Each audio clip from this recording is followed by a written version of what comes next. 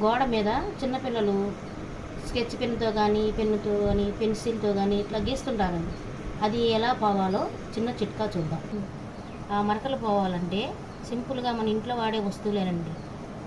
Paste, brush, నీళ్ళు, ఈ 3 ఉంటే మరకలు పోతాయి. ముందుగా వాటర్ ఇట్లా మరకల మీద చల్లుకోవాలి. తర్వాత బ్రష్ మీద ఇలా వేసి ఇట్లా రుద్దాలి.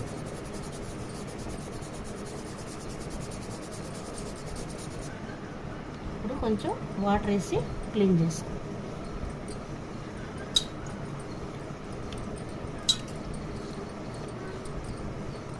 ఇప్పుడు గుడ్డతో తుడిసేసేయాలి.